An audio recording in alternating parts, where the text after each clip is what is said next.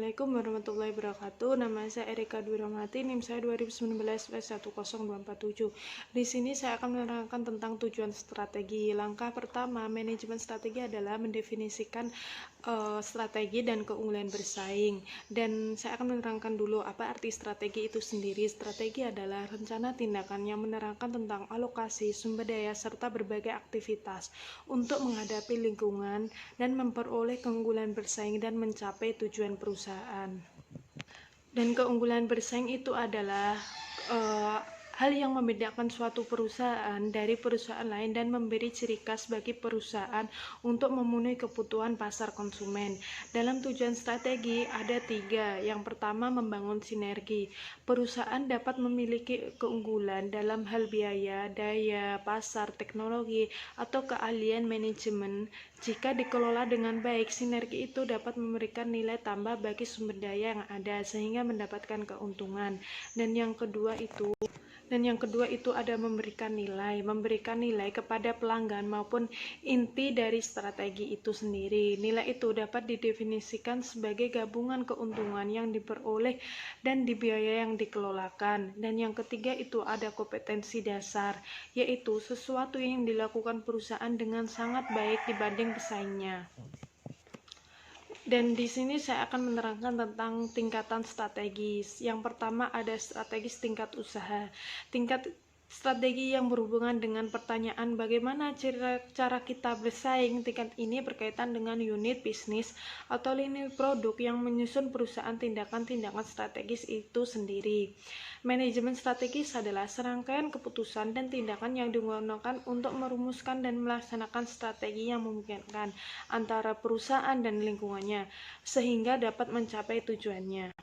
Dan yang kedua ada strategi tingkat fungsional, yaitu terkait dengan departemen-departemen fungsional utama di unit usaha. Strategi fungsional ini mencakup semua fungsi utama termasuk keuangan, penelitian, dan pengembangan, pemasaran, dan produksi. Dan arti tersendiri strategi tingkat fungsi adalah tingkat strategi yang berhubungan dengan susunan departemen-departemen fungsional utama di unit usaha. Sekian dari presentasi saya. Wassalamualaikum warahmatullahi wabarakatuh. Terima kasih atas kesempatannya. Perkenalkan, nama saya Rizky Laili Kurniasari dengan NIM 2019/210384. Di sini saya akan melanjutkan presentasi dari rekan saya. Saya akan menjelaskan tentang proses manajemen strategis. Proses manajemen strategis ini dilalui oleh beberapa proses. Proses ini diawali dengan evaluasi yang dilakukan oleh para manajer terhadap posisi perusahaan terkait misi, tujuan, dan strategisnya. Kemudian, manajer memindai lingkungan internal dan eksternal perusahaan serta mengenali faktor-faktor strategis yang akan diubah. Nah, kemudian berbagai peristiwa di lingkungan internal dan eksternal yang menandakan perlunya mengubah misi atau tujuan, maka manajer akan mengubahnya. Lalu, langkah terakhir merupakan manajer akan menerapkan strategi baru yang dapat menciptakan perusahaan memiliki manajemen strategis. Selanjutnya, saya akan menjelaskan tentang perumusan versus pelaksanaan strategi. Pertama, perumusan strategi adalah tahap manajemen strategis yang melibatkan perencanaan dan pengambilan keputusan untuk mencapai tujuan perusahaan serta membuat rencana strategis yang spesifik. Jadi, pada perumusan strategi ini dapat kita simpulkan bahwa perencanaan dan pengambilan keputusan diambil pada tahapan ini. Lalu, yang kedua, penerapan strategi. Penerapan strategi adalah tahap manajemen strategis yang melibatkan penggunaan sarana manajerial dan organisasional untuk mengarahkan berbagai sumber agar dapat mencapai tujuan strategisnya. Jadi, dalam penerapan strategis ini, manajer memasuki tahapan yang melibatkan sumber daya untuk mencapai tujuan perusahaannya. Lalu, saya akan menjelaskan tentang analisis SWOT. Analisis SWOT adalah analisis terhadap kekuatan, kelemahan, peluang, serta ancaman yang menentukan kinerja perusahaan. Nah, di dalam analisis SWOT ini ada kekuatan dan kelemahan internal serta kekuatan dan ancaman eksternal. Saya akan menjelaskan dulu kekuatan dan kelemahan internal. Kekuatan internal adalah karakteristik internal positif yang dapat dimanfaatkan oleh perusahaan untuk mencapai tujuan kinerja strategisnya. Lalu, kelemahan internal adalah karakteristik internal yang dapat menghambat kinerja perusahaan. Jadi, di dalam kekuatan dan kelemahan internal ini berhubungan dengan kinerja dan strategi perusahaan. Seperti itu. Lalu, saya akan menjelaskan tentang kekuatan dan ancaman eksternal. Kekuatan eksternal adalah karakteristik lingkungan eksternal yang berpotensi membantu perusahaan mencapai tujuan strategisnya. Lalu, ancaman eksternal adalah karakteristik lingkungan eksternal yang menghambat perusahaan mencapai tujuan strategisnya. Ancaman eksternal itu bisa disebut sebagai pesaing usaha. Kalau kekuatan eksternal itu bisa debitur dan yang lainnya. Sekian dari presentasi saya. Selanjutnya akan dilanjutkan oleh rekan saya. Terima kasih. Terima kasih atas kesempatannya. Perkenalkan, nama saya Tiara Larasati dengan NIM 2019210412.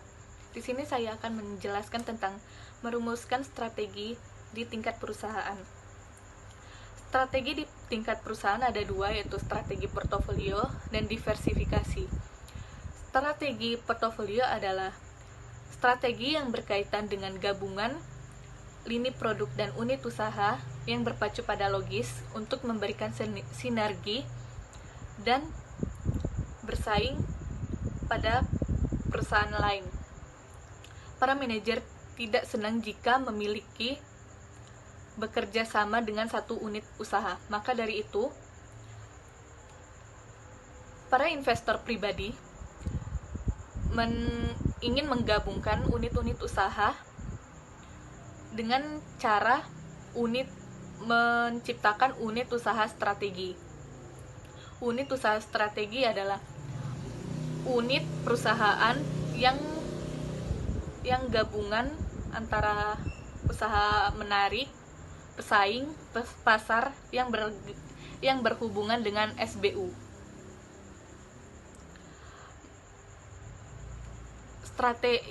Cara yang tepat di strategi ini adalah matriks BCG. Matriks ini memiliki cash cow, bintang, anjing, dan tanda tanya. Matriks BCG. Matriks ini memiliki cash cow, bintang, anjing, dan tanda tanya. Strategi diversifikasi. Strategi diversifikasi adalah beralihnya usaha ke yang baru. Diversifikasi ini bertujuan untuk memperluas usaha perusahaan. Diversifikasi ini juga dibagi menjadi 3, yaitu diversifikasi terikat, terpisah, dan integral vertikal. Diversifikasi terikat adalah beralihnya usaha yang mudah terikat dengan kegiatan usaha di perusahaan tersebut. Diversifikasi terpisah itu beralihnya usaha yang benar-benar baru. Sedangkan integral vertikal yaitu beralihnya usaha yang pemasoknya diperlukan. Terima kasih. Terima kasih atas kesempatannya. Perkenalkan, nama saya Pamela Sasabila Putrianti dengan NIM 2019-210577. Di sini saya akan mempresentasikan tentang merumuskan strategi tingkat usaha. Cara yang populer dan efektif untuk merumuskan strategi adalah 5 kekuatan dan strategi kompetitif Porter. Michael Porter meneliti sejumlah perusahaan dan menyatakan bahwa strategi tingkat usaha merupakan hasil dari 5 kekuatan kompetitif di lingkungan perusahaan. 5 kekuatan kompetitif Porter. Yang pertama, potensi pesaing baru. Kebutuhan modal dan penghematan ekonomi merupakan potensi yang mencegah munculnya pesaing baru. Contohnya, modal yang diperlukan untuk memasuki industri mobil jauh lebih besar daripada yang diperlukan untuk memulai usaha khusus jarak jauh. Yang kedua, daya tawar pembeli. Pelanggan yang cerdas menjadi pelanggan yang terberdayakan. Contohnya, pelanggan yang mau membeli mobil dapat mengumpulkan banyak informasi mengenai mobil tersebut, seperti harga mobil baru atau bekas, catatan perbaikan, spesifikasi perlengkapan, dan mengetahui bahwa mobil itu mengalami kecelakaan atau tidak.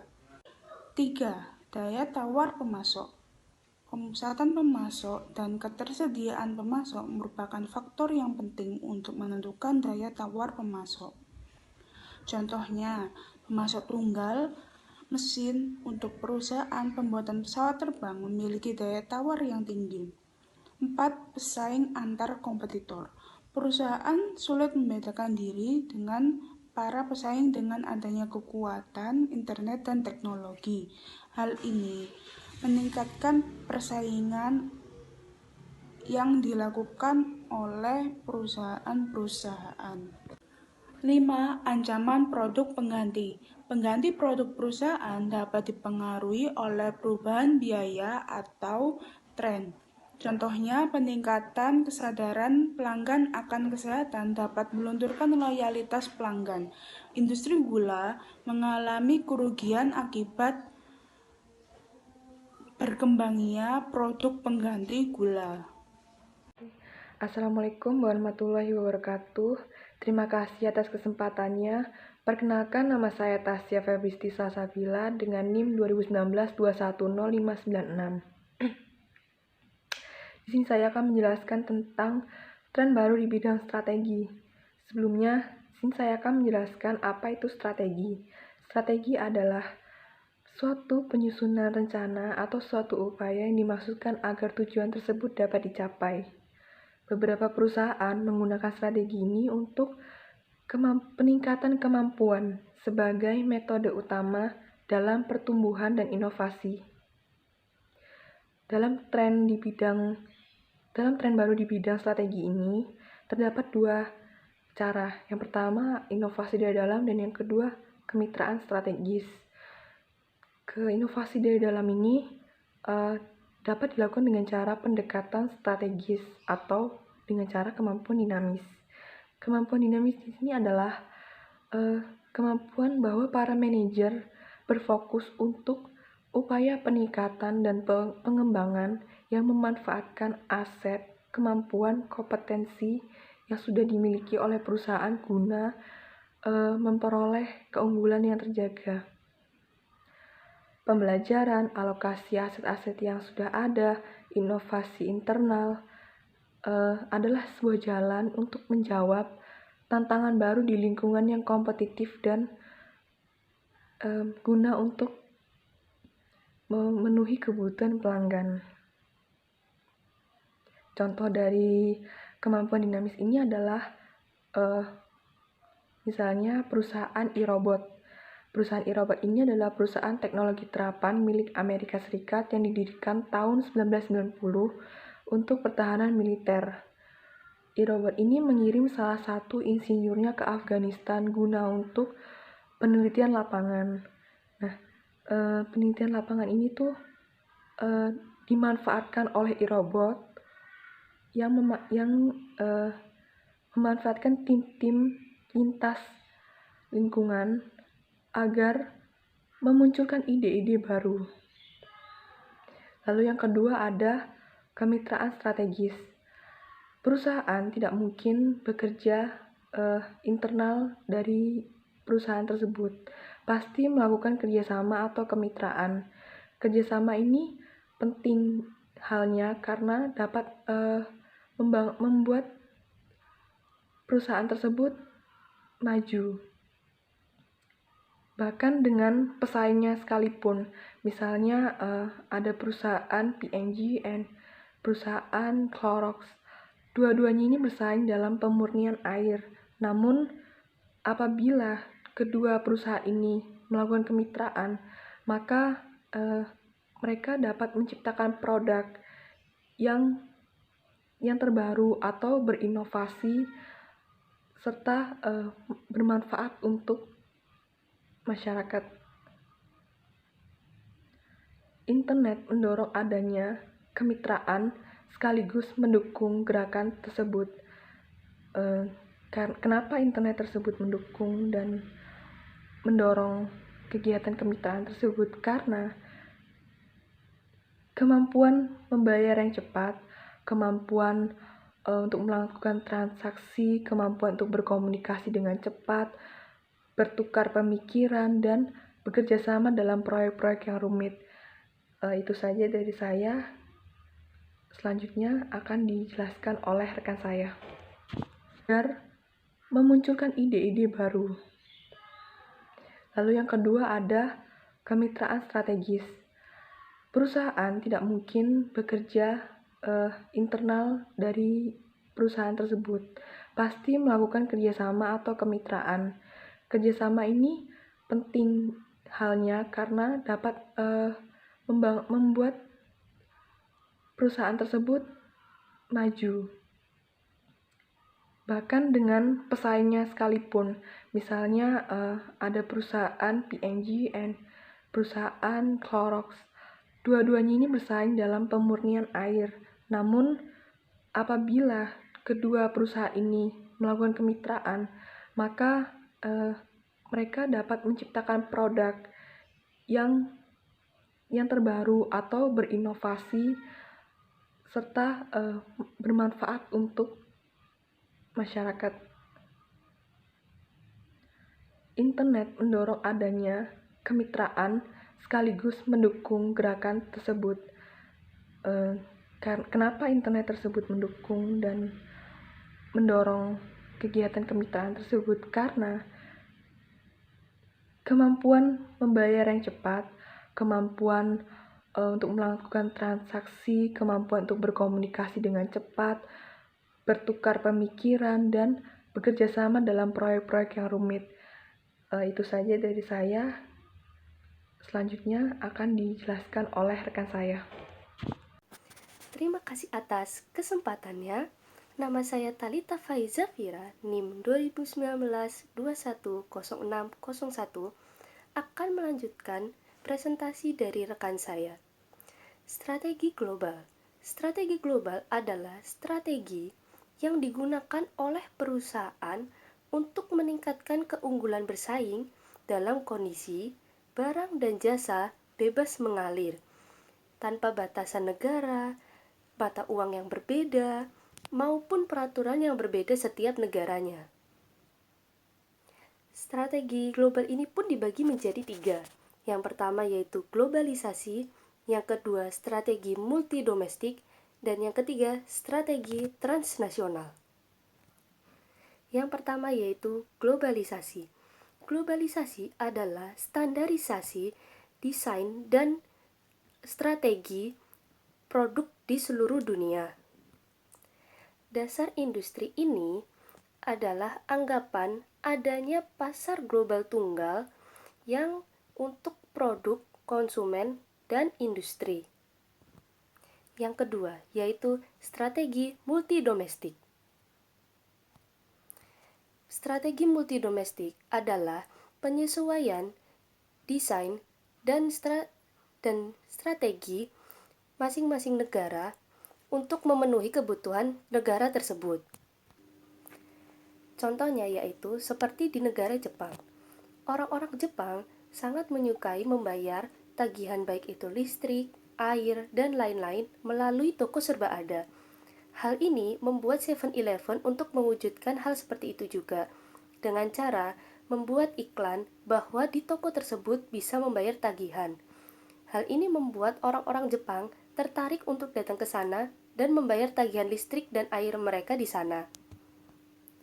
Contoh lain juga bisa didapat dari warga Prancis yang tidak menyukai minum jus oren di pagi hari, atau orang Meksiko yang menggunakan deterjen untuk mencuci piring, dan orang-orang di timur sana yang banyakan menyukai menggunakan pasta gigi yang pedas. Yang ketiga yaitu strategi transnasional.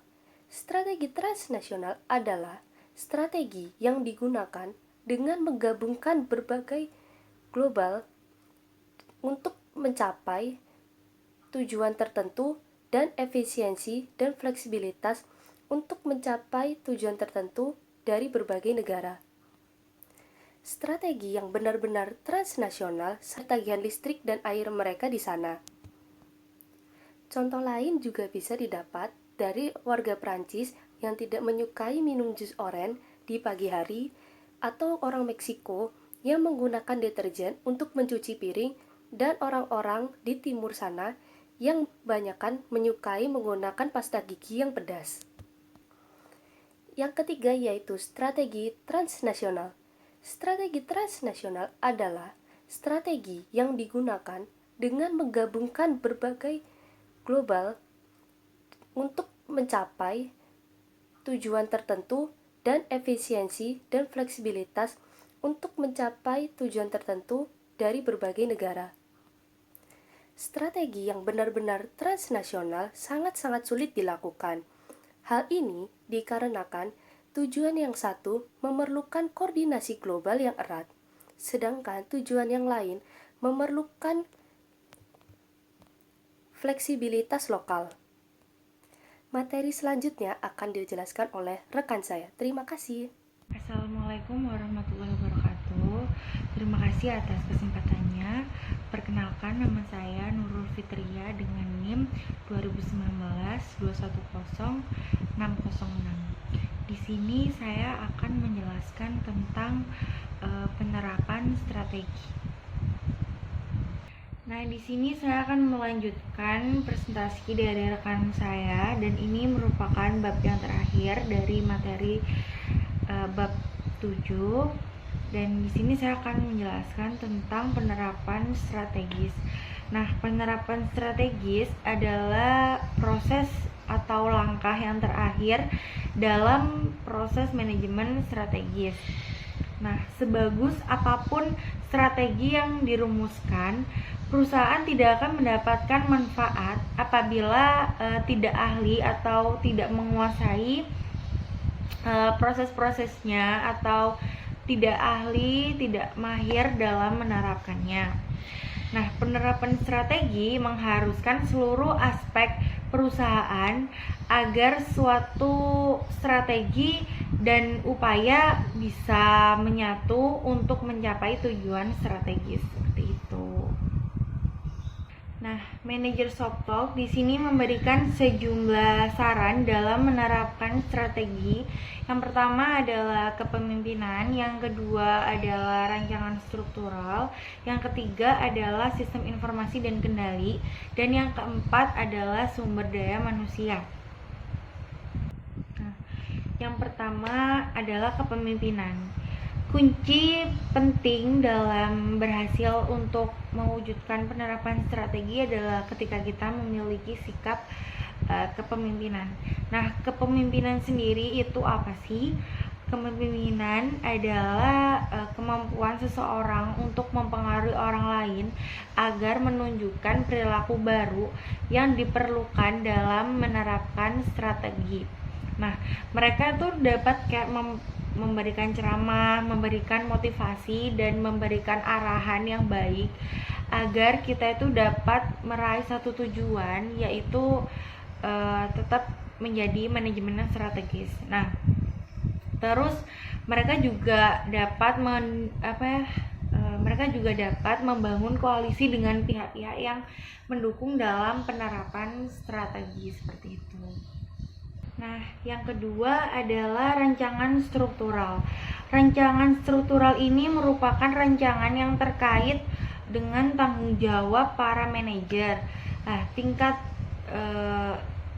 kewenangan mereka serta konsolidasi dari berbagai fasilitas departemen dan juga divisi. Contohnya seperti rancangan struktur kerja. Seperti itu. Nah, yang berikutnya adalah sistem informasi dan kendali. Sistem informasi dan kendali ini merupakan sistem yang mencakup sistem imbalan, gaji, anggaran untuk mengalokasikan sumber daya. Nah, untuk sumber dayanya, sistem teknologi informasi serta peraturan, kebijakan, dan prosedur perusahaan. Contohnya seperti Pizza Hut. Nah, Pizza Hut ini menggunakan teknologi informasi canggih dengan baik untuk menerapkan strategi diferensiasi agar dia itu dapat mempromosikan produknya dengan cara yang baik dan yang pastinya bisa bersaing dengan produk-produk yang lain. Seperti itu. Nah, yang berikutnya atau yang terakhir dalam penerapan strategi yang disarankan oleh manajer Soptalk yaitu sumber daya manusia. Nah, sumber daya perusahaan itu adalah pegawai atau karyawannya sendiri. Tugasnya adalah merekrut, menyeleksi, memilih, memindahkan, mempromosikan dalam tujuan untuk mencapai tujuan strategi seperti itu. Nah, di sini saya juga punya tips. Saya akan menjelaskan tips penerapan strategi yang efektif itu kayak gimana. Nah, yang pertama adalah membangun komitmen terhadap strategi. Nah, seseorang itu kadang cuma punya rencana, cuman kayak wacana aja gitu. Tapi mereka tuh nggak mikirin komitmennya itu kayak gimana, dan kadang ada orang yang kayak lalai gitu, kayak kadang ini, kadang rajin banget, kadang enggak, kadang rajin, kadang enggak, kayak gitu kan. Nah, kita harus pertimbangin benar-benar penerapan strategi itu harus menjadi komitmen. Supaya apa? Supaya kita bisa mencapai tujuan yaitu strategis. Nah, kita harus tanamkan itu. Kalau misalnya kita tanamkan itu, otomatis nanti kita mikir, oh kalau aku nggak ngelakuin ini, kalau aku nggak punya sikap ini, nanti aku gagal jadi strategis. Nah, kayak gitu. Itu harus diperhatikan. Terus yang kedua adalah menyusun rencana penerapan yang jelas. Nah, menyusun rencana penerapan yang jelas ini tadi kembali lagi ke membangun komitmen. Nah, jadi orang itu harus punya rencana gitu. Kedepannya tuh harus kayak gimana gitu ya kan. Ada kan orang itu, oh ya sih, yaudah gini aja, ini gampang, oh ya gini. Nah, itu harus dipertimbangkan banget. Apalagi sekarang kalau misalnya kita jadi pengusaha, itu pesaingnya sangat banyak banget. Dan saya kalau membahas tentang usaha, saya menjadi ingat dengan apa kata teman saya. Nah, teman saya tuh pernah berkata seperti ini. Jika kamu nanti menjadi seorang pengusaha, ciptakanlah produk yang beda daripada produk yang sedikit lebih baik. Nah, seperti itu. Itu tipsnya. Jadi kayak kita tuh nggak ngikutin mereka, kita tuh punya produk sendiri, kita punya brand sendiri kayak gitu. Itu pengusaha yang wow, itu pemikirannya bagus banget, dan itu bisa kita jadikan prinsip ke depan untuk misalnya kita membangun sebuah usaha. Nah, yang ketiga adalah memperhatikan budaya. Nah, ini penting banget, ini sangat-sangat penting dalam kita menerapkan strategi yang efektif di dalam perusahaan atau di dalam dunia luar atau dunia keseharian kita. Kita tuh pasti bertemu dengan orang-orang yang beda karakter, beda ras, agama, segala macam. Kita pasti bertemu dengan orang-orang seperti itu, dan kita harus menghargainya meskipun kita berpegang teguh pada budaya kita, tapi yang harus kita lakukan adalah menghargainya. Seperti kita kan juga udah pelajaran, udah ada mata kuliah Pancasila, dan di situ kita juga udah mendapatkan Pancasila sebagai ini, budaya ini gitu kan, udah ada pengertiannya masing-masing. Dan tugas kita sekarang, bahkan nggak sekarang ini aja sih, udah dari kecil kita tuh udah ada pelajaran memperhatikan budaya, tentang budaya, sosial, dan lain-lain. Dan kita tuh juga harus menerapkan itu dalam dunia kita sehari-hari seperti itu. Nah, yang keempat adalah memanfaatkan pengetahuan dan keahlian. Nah, setiap perusahaan ada berbagai macam karyawan dengan berbagai macam jabatan atau berbagai macam keahlian, pengetahuan. Jadi itu yang menjadi tolak ukur dia harus pekerjakan di bagian apa, dia sebagai divisi apa, seperti itu. Nah, seseorang itu memang mempunyai pengetahuan dan keahlian yang berbeda-beda tingkatannya. Ada orang yang kalau pengetahuan tuh ada yang luas, ada yang enggak, ada yang cuma tahu itu aja. Dan bagi saya itu semua wajar aja, karena kita Indonesia, jadi kita harus tetap saling menghargai satu sama lain. Nah, terus yang kelima adalah komunikasi. Nah, komunikasi ini juga sangat penting.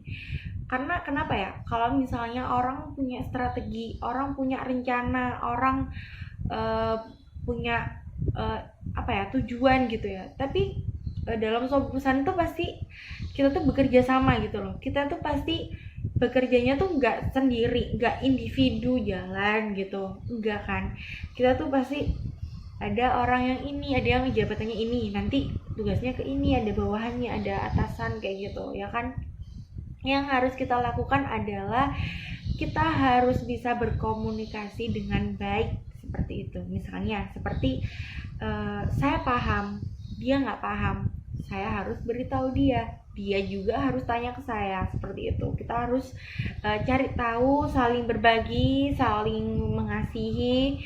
Intinya kita harus saling saling menghargai, dan kita harus juga tetap solidaritas, loyalitas, totalitas, integritas. Itu penting banget dalam menjalankan sebuah penerapan strategi secara efektif biar kita udah mencapai tujuan, yaitu strategis. Udah, sekian dari presentasi saya. Apabila ada kurang lebihnya mohon dimaafkan, ini sebesar-besarnya. Sekian dari saya. Wassalamualaikum warahmatullahi wabarakatuh.